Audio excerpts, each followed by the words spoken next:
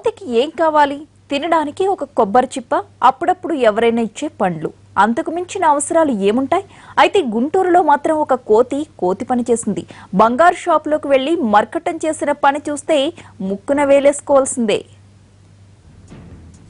గుంటూరులో ఓ బంగారు షాపులోకి కోతి వచ్చింది. దానికి ఆ షాపులో ఉండే వ్యక్తి ప్రేమగా జామ పండించాడు. అది తీసుకున్న కోతి అంతటితో ఊరుకోలేదు.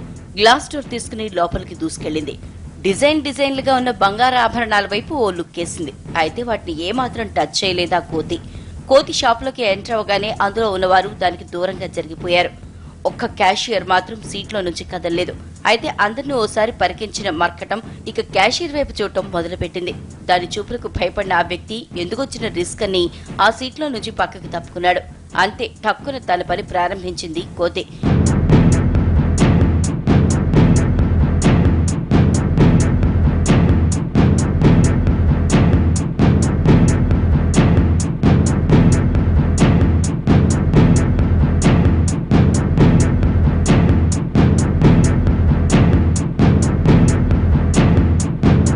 క్యాషియర్ ఇలా పక్కకు జరిగాడో లేదో వెంటనే ఆ సీట్లోకి దూకిన మర్కటం సడన్ గా గల్లాపెట్టి ఓపెన్ చేసింది. అందులో డబ్బులు ఎంతున్నాయో చెక్ చేసింది. ఓ 100 రూపాయల కట్ట పట్టుకుని బయటకు పరుగులు తీసింది. సుమారు 20 నిమిషాల పాటు షోరూమ్ లో ఉన్న కోతి క్యాష్ కొట్టేసే కార్యక్రమాన్ని మాత్రం కొన్ని సెకండ్స్ లోనే పూర్తి చేసింది. కోతి జాంకాయేసింది. ఫస్ట్ మనోడు దాన్ని తీసుకొని లోపలికి మళ్ళీ తీసుకోకుండా తినకుండా లోపలికి వచ్చేసింది. బయటికి లోపలికి రావడంతో మనోడి మీద ఎగబడిన తర్వాత మళ్ళీ వాడు అతను తప్పించుకొని పోయాడు. వాడు ఎంతే కూర్చుంది. దాదాపు ఇక్కడ వచ్చేసరికి ఒక 20 నిమిషాల పైన కూర్చుంది.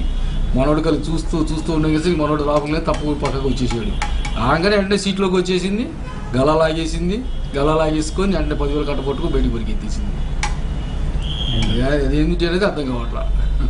మళ్ళీ 2 రోజులు గ్యాప్ ఇచ్చి మళ్ళీ వచ్చింది. మళ్ళీ అదంతా తిరిగేసరికి సొరుగులు లాగటం.